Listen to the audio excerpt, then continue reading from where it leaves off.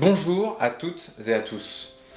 Dans cette vidéo, je vais vous donner des clés pour comprendre si vous avez besoin ou non d'un Japan Rail Pass. Si vous ne savez pas ce qu'est le Japan Rail Pass, je vous conseille la vidéo que j'ai faite à ce sujet. Beaucoup de gens vous diront qu'il faut absolument acheter ce pass. Pour ma part, je ne suis pas vraiment d'accord car ça dépend beaucoup de l'organisation de votre voyage, du type de voyage que vous souhaitez faire et du type de voyageur que vous êtes. Voici donc deux raisons pour lesquelles le pass n'est pas toujours compétitif ou intéressant pour vous. Première raison, dans les grandes agglomérations, les transports collectifs ferroviaires ne se limitent pas au Japan Rail. Que vous soyez à Tokyo ou à Osaka, il existe aussi d'autres réseaux ferroviaires, d'autres réseaux de métro qui sont gérés par d'autres entreprises. À Tokyo notamment, il y a 13 lignes de métro, il y a de nombreuses lignes de trains privés comme Tobu, Seibu, Keio, Odakyu, etc. Et votre pass ne sera pas utilisable sur ces lignes qui sont parfois plus pratiques que le réseau Japan Rail ou parfois simplement indispensables pour certaines destinations. Donc concrètement, si vous souhaitez passer 2 semaines uniquement dans Tokyo et sa région, le pass ne sera pas forcément la solution la plus rentable, la plus économique. Et si vous souhaitez passer 2 semaines dans une région particulière, comme le Kansai par exemple, un pass régional sera peut-être plus rentable que le pass national.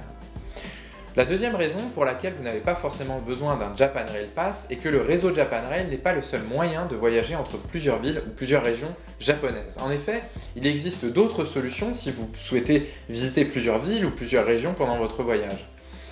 Première solution, l'avion.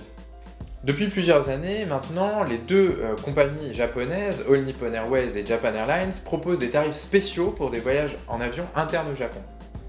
J'ai déjà profité de ce type d'offre, j'ai fait un aller-retour entre Tokyo et Ishigaki, une île japonaise située près de Taïwan, pour moins de 200 € aller-retour. Bon, bien sûr, dans ce cas, j'avais pas vraiment le choix, j'avais pas d'alternative à l'avion, mais ça marche pour d'autres destinations qui sont au Japon. Et les compagnies incluent aussi parfois plusieurs escales dans leurs offres promotionnelles. Autrement dit, elles vous offrent la possibilité d'un voyage multi-destination pour un prix très concurrentiel, inclus dans votre aller-retour France-Japon. Enfin, les vols sont évidemment bien plus rapides que le train, donc vous gagnerez pas mal de temps. Deuxième solution alternative et économique, mais peut-être parfois moins confortable, les déplacements en car. Plusieurs liaisons sont très intéressantes, plus économiques ou plus pratiques que le train. Un aller-retour entre Tokyo et Kyoto en quart de nuit coûte une centaine d'euros et vous économise 1 ou 2 nuits d'hôtel. Autre exemple, si vous souhaitez aller au Mont Fuji, des cars assurent la liaison directe à plusieurs horaires de la journée depuis toutes les gares principales de Tokyo.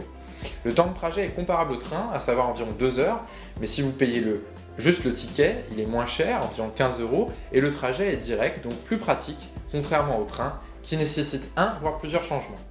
En synthèse, définissez d'abord vos envies, vos objectifs, puis étudiez la solution qui conviendra le mieux à votre voyage, au type de voyageur que vous êtes, à votre budget, à votre temps.